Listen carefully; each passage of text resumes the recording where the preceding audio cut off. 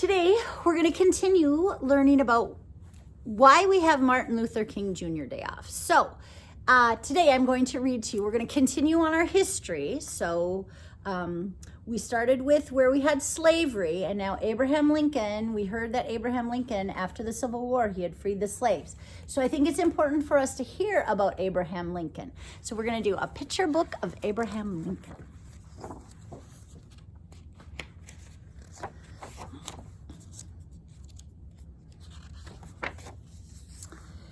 Abraham Lincoln was born on February 12, 1809, in a one-room log cabin in Kentucky.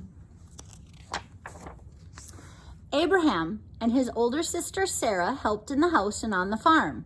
When they were not needed at home, they walked 2 miles to school and 2 miles back. When Abraham was 7 years old, his family moved farther west to Indiana. Abraham helped his father chop down trees. They cleared the land for their farm and built a new log cabin. When Abraham was 9, his mother died. A year later, his father married Sarah Bush Johnston, a widow with 3 children. Abraham's new stepmother was good to Abraham. He called her my angel mother. A lot different from the stepmoms we've been reading about in our fairy tales, right? Abraham loved books. Sometimes he walked many miles to borrow one. When he plowed the fields, he often stopped to read. In 1830, when Abraham was 21, his family moved to Illinois. Abraham helped his father plant corn and build a fence and a new house. Abraham was tall and thin. He was also very strong. In 1831, he and 2 other men built a flatboat. They floated it down the Mississippi River to New Orleans. In New Orleans, Abraham saw a slave market for the first time. Black slaves in chains were being sold like cattle. Seeing that done to people made Abraham miserable. He never forgot what he saw. Abraham took a steamboat up the river to New Salem, Illinois, where he worked as a clerk in a general store. He was 22 years old. Abraham laughed, told jokes and stories, and loved to talk about politics. People liked him.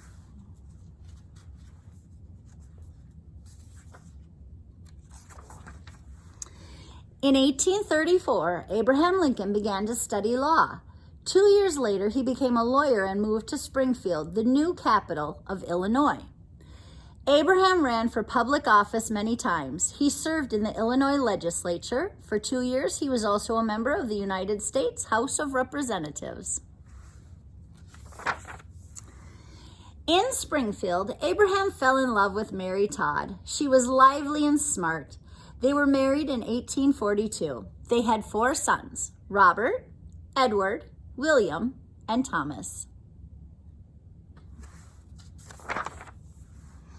In 1858, Abraham was chosen by the new Republican Party to run for the United States Senate. He ran against Senator Stephen A. Douglas. Abraham Lincoln spoke out against slavery. He and Senator Douglas had many debates. Lincoln lost the election, but the debates made him famous throughout the country.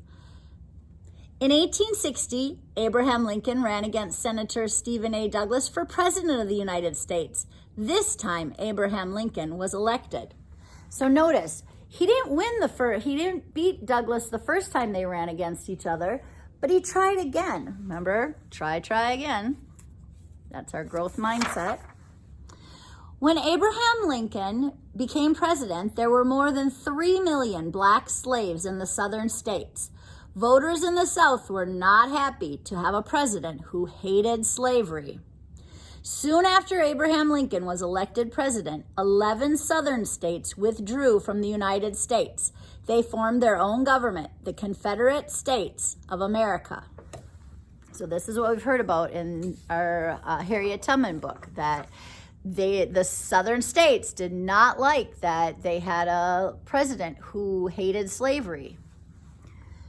On April 12, 1861, Confederate soldiers fired on Fort Sumter, a United States fort in South Carolina.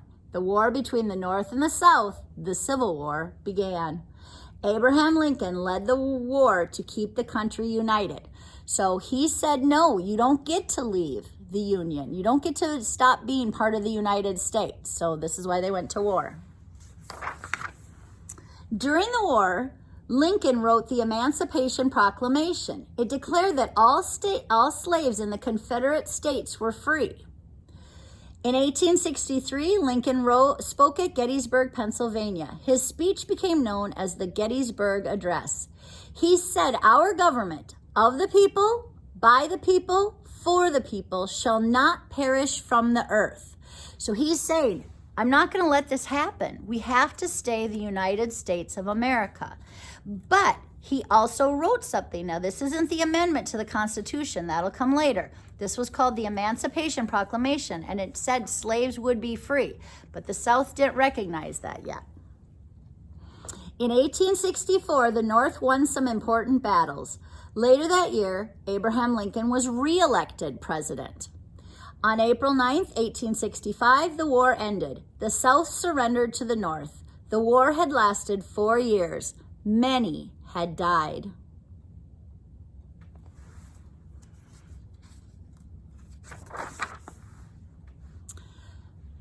Five days later, on the evening of April 14th, Abraham Lincoln and Mary Lincoln were at the theater. 1 hour after the play began, there was a shot.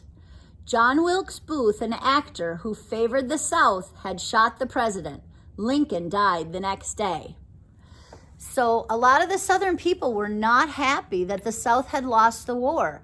And when the South lost the war, then that's when the North, and it was voted in as part of the Constitution, that slaves were free. There could no longer be slavery in the United States of America. But Lincoln ended up dying because of that, but he knew how important this was.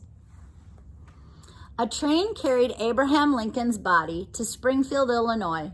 Millions of Americans came to watch the train pass by to say goodbye to Abraham Lincoln. People called him Honest Abe, Father Abraham, and Savior of the Union. Some say Abraham Lincoln was our greatest president.